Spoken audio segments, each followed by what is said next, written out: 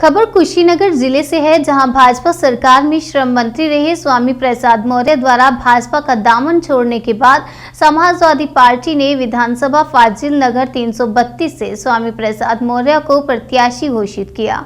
स्वामी प्रसाद मौर्य अपने समर्थकों के साथ पूरे फाजिल नगर विधानसभा में डोर टू डोर जनसंपर्क कर जनता का आशीर्वाद ले रहे हैं। साथ ही साथ उन्होंने फाजिल नगर विधानसभा के लोगों को ये भरोसा दिलाया है कि मैं जनता के सम्मान पर कभी आंच नहीं आने दूंगा।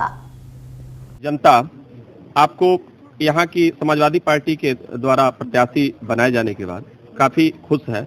आप हमारे चैनल के माध्यम से उनको क्या कहना चाहेंगे? देखिए,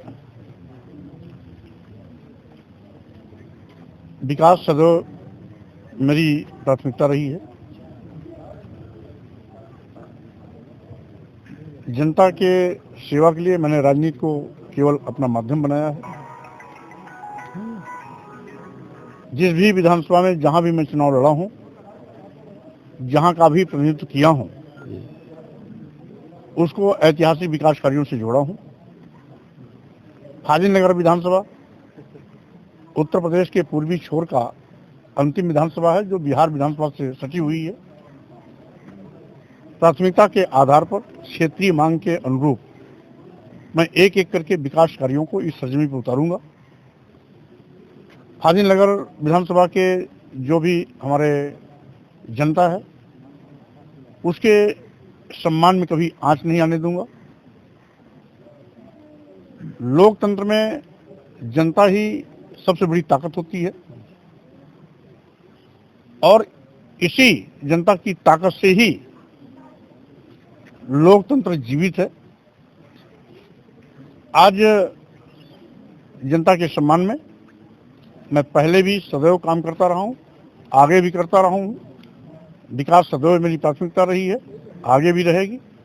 फाजिल नगर विधानसभा जो आज विकास के क्षेत्र में सबसे पिछली कतार में खड़ा है, आने वाले दिनों में सबसे अगली कतार में खड़ा होगा। समाजवादी पार्टी स्वामीनाथ समाजवादी पार्टी पर गया टिकट न मिलने पर बागी आप ही पे सवार हैं, आपके मुश्किलें बढ़ा रहे हैं। देखिए, हमारी कोई मुश्किल नहीं बढ़ रही है।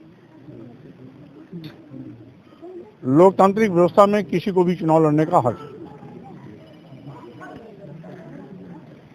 और साथ ही साथ मैंने चुनौती दिया है भारतीय जनता पार्टी, जिसने उत्तर प्रदेश को शोषण का और चरागाह बना दिया है। सबका साथ सबका विकास का नारा दे करके सबका विनाश बारी बारी से कर रही है। किसान विरोधी बिल ला करके किसानों को तबाह करने की साजिश की। लोकतांत्रिक व्यवस्था में पहली बार ऐसा देखा गया कि किसान विरोधी बिल के खिलाफ उसकी वापसी को लेकर सालों साल पानी का कोई उपाय नहीं। किसानों की फसल चल रहे हैं। सालीना 6000 रुपया सम्मान निधि देने के नाम पर किसानों के आग में धूल झोंक रहे हैं। इनकी गलत नीतियों से आज जो छोटा और मध्यम व्यापारी है वो भी भुखमरी के कगार पर है। और साथ ही साथ 80-20 का नारा दे करके ये देश को बंटवारे की ओर ले जा रहे हैं, देश में बंटवारे की लाइन खींच रहे हैं। जब आप नारा देते हैं सबका साथ, तो 80-20 कहां से आ जाता है? और इसीलिए यह दुहाई देंगे राष्ट्र धर्म का, काम करेंगे राष्ट्रद्रोह का। इसीलिए मैंने संकल्प लिया है भारतीय जनता पार्टी को उत्तर प्रदेश से उखाड़ फेंकने का और मंत्रिमंडल से इस्तीफा देकर के समाजवादी पार्टी में सम्मिलित होकर के मैं अपने संकल्प को पूरा करने के लिए पूरे प्रदेश का दौरा भी कर रहा हूं। फाजिल नगर की जनता भी इस मौके पर हमारा साथ दे रही, स्वागत कर रही है। स्वाभाविक रूप से हमारी लड़ाई और आसान हो जाएगी कि हमें ज्यादा फाजिल नगर में घूमना नहीं पड़ेगा।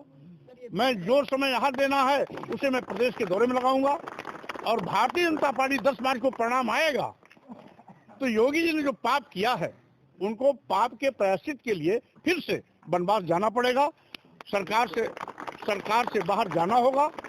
समाजवादी पार्टी की सरकार बनेगी, उसके गठबंधन की सरकार बनेगी और साथ ही साथ फिर से उत्तर प्रदेश में भाईचारे का समाज स्थापित कर विकास को घर घर और जन जन तक पहुंचाने का काम किया जाएगा।